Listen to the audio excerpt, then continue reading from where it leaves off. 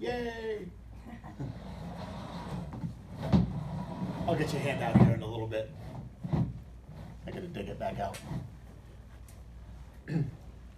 And so, in some ways, the ideal redouble is a hand that is a very good defensive hand, but may not have a fit for partner. Now, I don't know if all of you have a convention card with you, but the box that we're dealing with today, right in the center of the card over opponent's takeout double. So if any of you do have a convention card handy or want to grab one up front, there are some boxes that you fill out on the card to describe your agreements. There is a box in there that you can mark, and I kind of wonder why this one is still there sometimes. But it says redouble implies no fit. And you can choose whether or not you want to check that box. I prefer to leave it unchecked.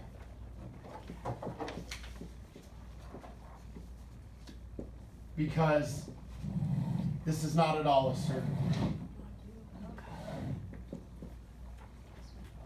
But I'll put that in as item number 3 here. Right here. Redouble tends to not have 3-card heart support on the auction above. But it does not completely deny. It just tends to deny. I don't remember if any of you ever heard my story from the Minneapolis Regional on this. This, by the way, this was the last straw for me. This was I didn't have enough master points. I didn't have to play in the Flight A event, but I had started playing in the Flight A events anyhow because I liked the bridge better. And we went up and played Swiss teams on the last day of the Minneapolis Regional. And my partner and I wanted to play in Flight A. And our teammates, who we had never played with before, one was kind of a friend of ours, and then his partner we didn't really know. We had never met his partner before. And so we gave them the option. We said, well, we kind of like to play in A, but if you and your partner would rather play in the limited event, we can do that. And so my buddy Matt said, well, he said, I kind of like to play in Flight A, but I don't think my partner's real comfortable. Let's just do B. Okay. So we're about midway through, and we're struggling along at average, and this is one of the reasons that I had gotten tired of. I was actually doing as well or better in Flight A events than I was in Flight B. We weren't having a great day. Played against a couple opponents that I had no idea who they were. And my partner opened a spade, and there was a takeout double. And I redoubled. Now, I actually had a game forcing hand. I had a full opening hand, and I had 3 spades. Well, what am I supposed to bid with this hand, right? Now, our card was actually marked redouble implies no fit, because way more often than not, we didn't have a fit, right? But what was I supposed to do, right? I couldn't bid 2 spades, because that would only show 6 to 10, right? I couldn't bid 3 spades. We played that as preemptive. Couldn't bid 4, I could bid 4 spades, but I had a good hand. But with, that's weak, right? All the jump bids are weak. So the only way to bid this hand is to start with the redouble and then support spades at my next turn. That's how you show a good hand. You couldn't start with 2-0? Huh? You couldn't start with 2-0? Didn't have 4-card support, but we'll talk about that when we get into Jordan. That's an absolute, okay. Yeah. Okay. Yes. So I started with redouble. And the auction continued, and when it came back around to me, I bid 4 spades. And one of my opponents stared down at my convention card when I bid 4 spades and screamed for the director. He was just insistent. I was not allowed to bid 4 spades because my card was marked redouble implies no fit. Ooh. And the director is a very experienced player, so he understands that this is the only auction that we could have on these cards. And I actually didn't say a word. Didn't say anything to the opponent. I gave the director all of my cards. And I said, what am I supposed to bid? And he gave me my cards back and he walked away. ignored the guy who had made the call. So I was thinking that was when I was done. That was the official demarcation. Have not played a Flight B event since. Well, I got now too many points to play Flight B anyhow. But you would never have to deal with that kind of nonsense. So, No. but it does make a good point. Okay. So you can mark redouble implies no fit or not. I just don't mark it because there's really. Ours is marked. Shouldn't be. There you go. Surprise. I have a new one for you.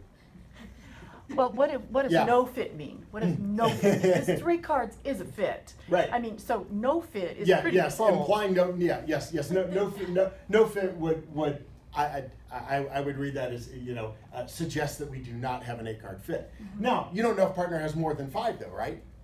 Not yet. I mean, you don't know, maybe a better way to put it is redouble implies no known fit. But maybe we do have a fit, and we just don't know it yet. Well, you know it has 5, and if I have 3, that's a fit, right? That is a fit. So if I have 3, Well, you're gonna have to start with redouble. That's just it. okay.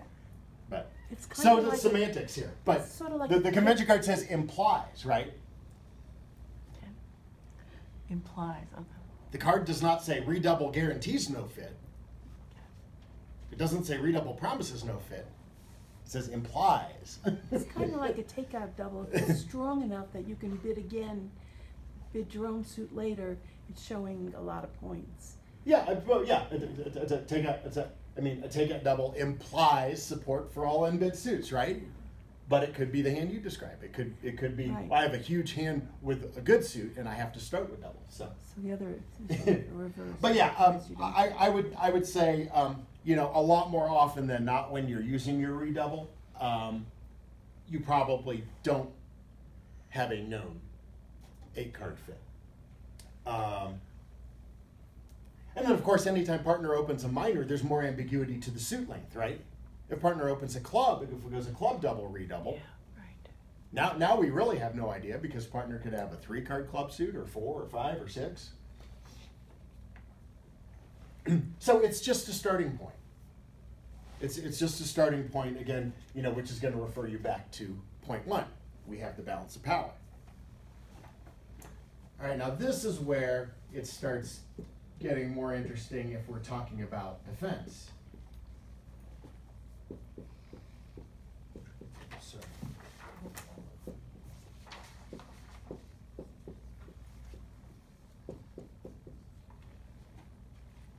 When you redouble, again, you don't intend it to be penalty.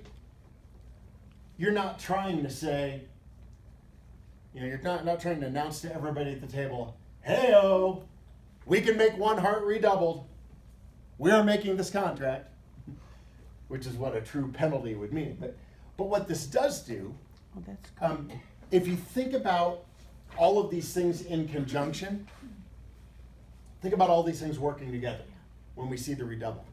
All right, partner's got some points, invitational or better values. Partner probably doesn't have a fit with me.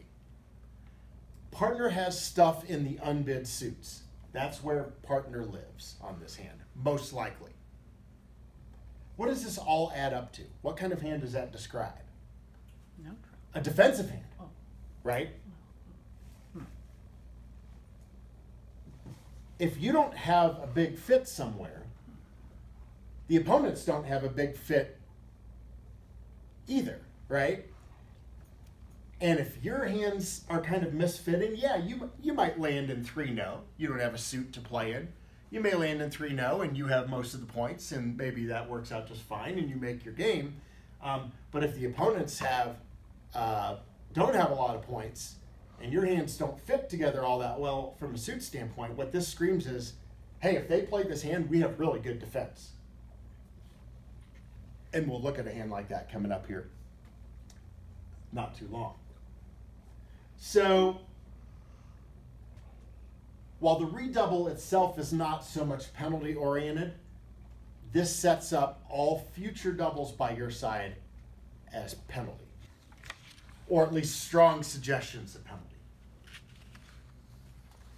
Because the opponents aren't going to leave you in one heart redoubled, right? They're going to bid something. So, you know, they bid a spade, or they bid 2 clubs, or they bid 2 diamonds. You know, they're gonna run away from this. Okay? When they start to run away, now you can let partner know, hey, I have a good penalty of this. This isn't a good spot. And that would be happening at a low level, right? I mean, if this person, the one person at the table who hasn't bid yet, if they choose diamonds, and we'll talk about advancers bids here in just a bit too. So let's say they bid 2 diamonds, and your partner who opened a heart doubles. That is an out penalty. That was set up by this. So now, you may not necessarily want to, and you are not required to sit for 2 diamonds doubled, because you might not think that you're going to collect a big enough penalty, especially if you think you have a game, right? And maybe you beat 2 diamonds a trick or 2. But if you think you're better off just bidding and playing 3 no trump, if partner's got diamonds covered, which we can infer from the double, then maybe you go that route. And this is where you start to look at vulnerability and things like that. On the other hand, if partner passes once they've chosen a suit,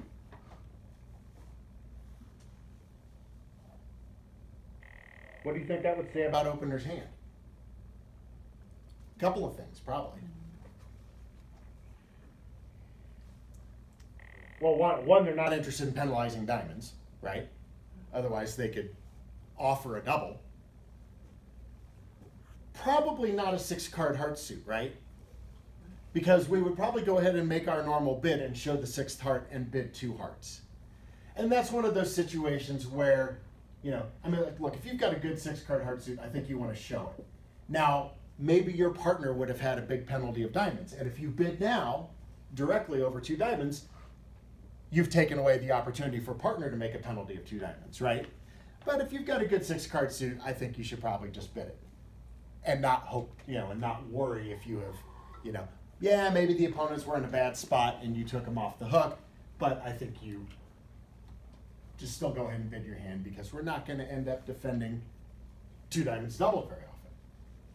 But if opener rebids hearts and doubler, take out doubler, bids the 3 diamonds, then partner can put in a penalty double. Yes. Yes, all, and that is what point 4 says. Okay. All subsequent doubles are penalty, not takeout, by either of you, by opener or responder. So yeah, so if you bid 2 hearts and this person competes to 3 diamonds, and then there's a double, absolutely. That is, they have erred. They would have been off the hook if they had stopped their bidding at the 2 level, but they went on to the 3 level, and now they are in trouble. And now it sounds like, and if we have that kind of auction, what do we think the redoubler has? Well, you don't have a good heart fit, right? You might have a singleton or a void in hearts, a misfitting hand, all of your points other places, not just diamonds, but other places too. Keep in mind also that this hand over here is easily the weakest hand at the table, right? And so any cards, any honors that are in this person's hand, are they favorably situated? Yes. Whatever, you know, scattered aces, kings, queens, whatever, you are sitting over the takeout doubler. So, if well, I mean, in this case, this person would actually end up declaring the hand, which is even less favorable for the opponents, because now the few values they have are coming down in the dummy, and you get to see exactly what's there, right?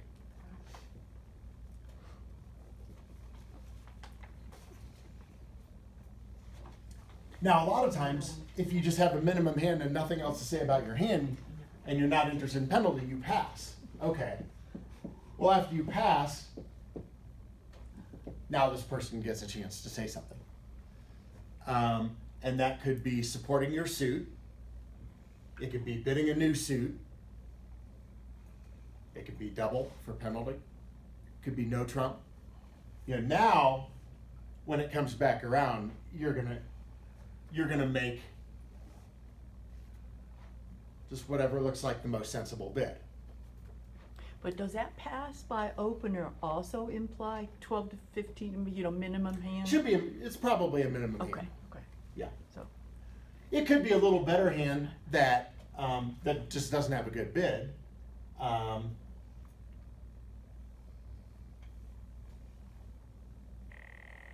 You may have a decision to make here. But yeah, usually it's probably just going to be a minimum hand.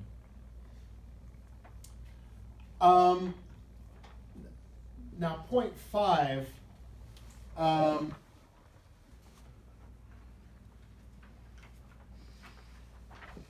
I'm just going to write this in here as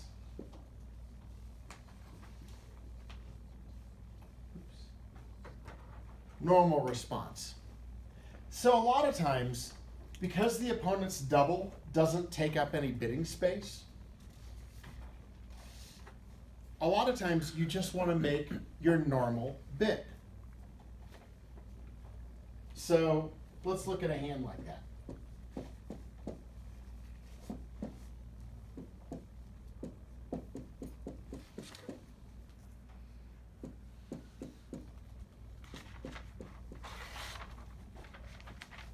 All right, so this is responder's hand. And let's say I give you the auction 1 club, my partner, double.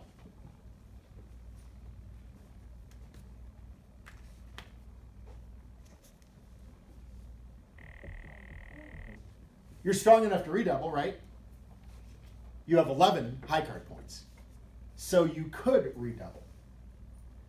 Is that your best call? Why or why not?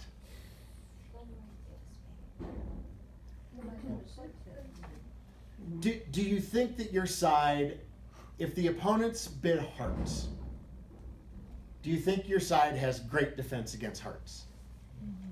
Probably not, right? Because you have a small singleton, and partner who opened a club doesn't have 5 hearts. At most, partner has 4 hearts, and oh, by the way, any heart honors that your partner has are sitting in front of the takeout doubler, so those honors are not necessarily in the best spot. They might be finessable, right? So if you redouble and the opponents were to bid 1 only heart, I don't think you're interested in penalizing that, are you? I'm not interested in penalizing that at all. If you start with redouble, there is at least a suggestion that you would have some defense against hearts, that would be in the picture. So I think redouble is a very poor choice with this hand. Some people see the takeout double and they see their 10 points and they auto redouble here. You don't want to do that. The other thing that you might be thinking is, well, they made a takeout double of a club, so they probably have the majors. Do I really want to bid a spade? And the answer is yes, absolutely you want to bid a spade. What would you have bid if it had gone 1 club pass? A spade, right? You've got a good 4-card major, king, queen, 10, 4th, all right? That takeout double didn't promise any more than 4 spades. It may only be 3. I see people make a lot of bad off-shaped takeout doubles. I mean, I see people double, even by agreement sometimes. People play minimum off-shaped takeout doubles. And they might do this with 2 spades. Don't let the opponents talk you out of your fit. You could very easily have an 8-card spade fit. And even if the takeout doubler does have 4 spades, guess what? If you end up declaring this hand in spades, you're going to have a much better feel for how to play not just the spade suit, but all the suits, right? Because you know where most of the missing high cards are going to be with the doubler. You get a roadmap for when you declare the hand. So my feeling is just make your normal response. Don't redouble with that kind of hand because you're probably not going to have a good penalty. Anyhow, the opponents probably won't get into enough trouble for a penalty double to be attractive. So just because you have more than 10, you are not obligated to start with redouble. I have actually, a lot of hands have gone, whatever, 1 banana double, and I actually had a better hand than that and had honors in every suit, and I didn't bother with the redouble. I went ahead and bid 3 no. Why would I do something like that? I could probably give you an example hand. I don't have one on my sheet. But imagine I had just a balanced hand. 4 triple 3, 13 or 14 points, honors in every suit. Scattered stuff. You knew that's what you wanted. That's probably where we were headed anyhow, but there's actually another very good reason. You don't want the opponents to be telling each other, hey, diamond, Aha. my suit. There you go. Please, no. There you go.